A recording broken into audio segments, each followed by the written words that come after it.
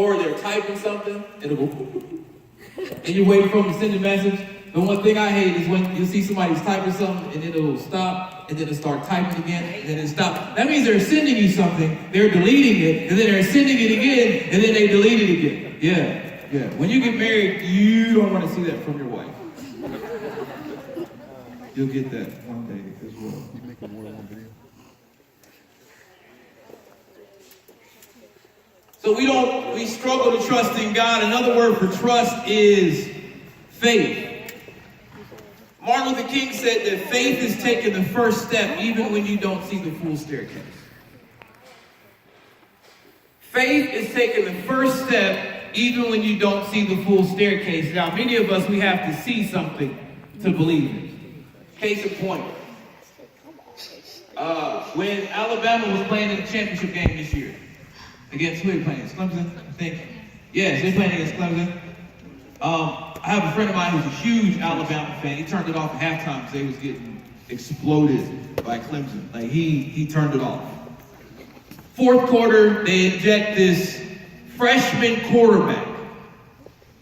I don't know dude's name, so I don't want to butcher it. But he's like killing. He was like a 6'5" Russell Wilson. This dude was doing amazing stuff. So I text my friend, hey man, y'all freshman is sweet. He was like, what? He had to turn the game on because he had turned it off. He had to believe what I was texting him. Like, he had to see it to believe it because he thought the game was done. So some of us, we have to see it in order to believe it. And for some of us, we didn't get that way for no reason. Many of us have been promised things and people haven't come through. I want to tell you today that they're not God. Individuals have told you things that were not true. I want to tell you today that they're not God. God's ways are not our ways. So if we put the same trust in humans that we put in God, that's one reason why our relationship with God is not that strong. If you trust God the same way you trust your cheating girlfriend or cheating boyfriend, then you're going to have some trust issues when it comes to God.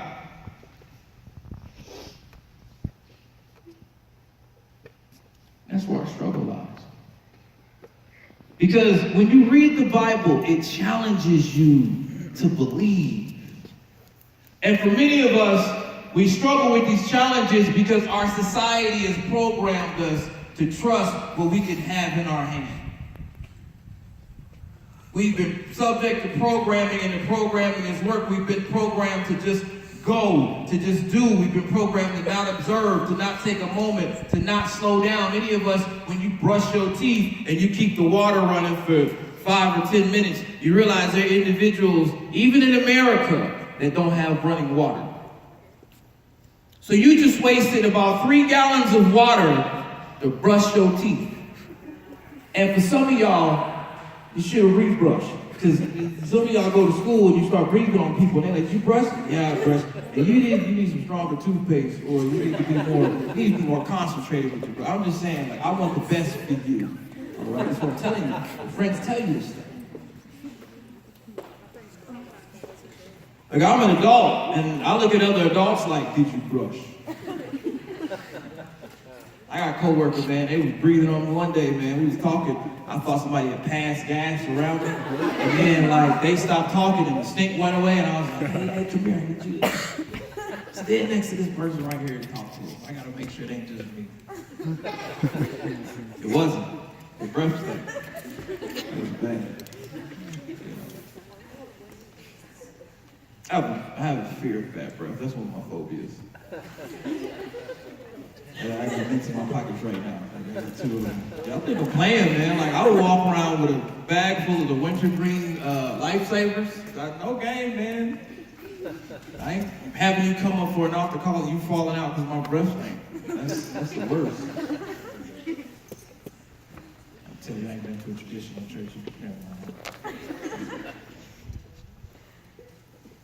We've been taught, we've been programmed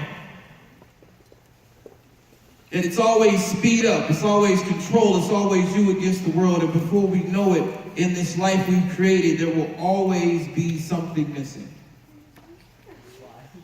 A savior. When you believe, you have patience, faith, and love. These are three qualities that Jesus shows by the fistful. And I know we overcomplicate Easter, we overcomplicate Palm Sunday and all the rest of that stuff. You know, we're really good at overcomplicating stuff. We've done it for thousands of years. This whole thing is about love. Jesus dying on the cross is love.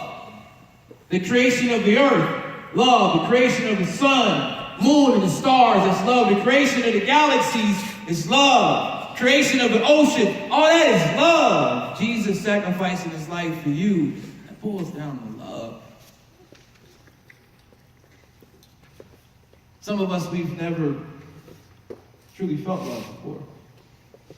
Some of y'all ladies in here have never felt the warm embrace of a guy that really, really loved you, that wasn't trying to get something from you. And I'm just being 100. I got a young lady that I work with. She's been raped multiple times this year.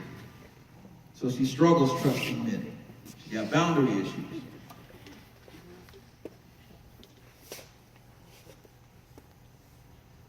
But these men on this earth, they ain't Jesus.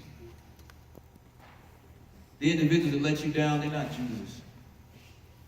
This society that will put role models in front of you that aren't even worth your time, it's not Jesus.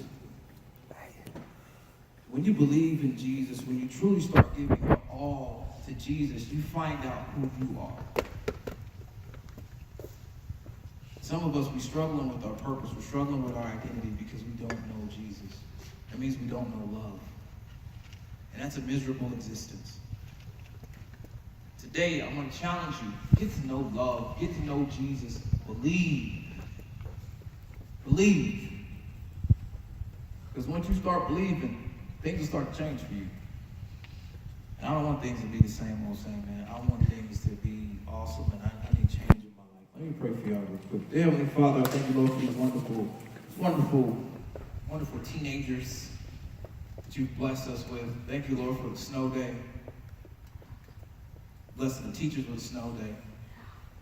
Blessing the students with the snow day. Yes. It's love right there. Real love. God, thank you for creating us to be these wonderful individuals that the world will never understand. Thank you for our peculiar things that we do. What makes us who we are.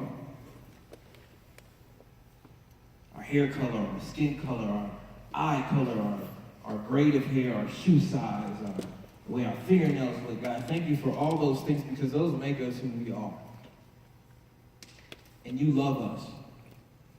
You've created us, and you've created this wonderful world that we live in, these wonderful seasons that we have, because you love us. And as we move into Palm Sunday and we move into Easter, let us remember it's not about a stupid bunny.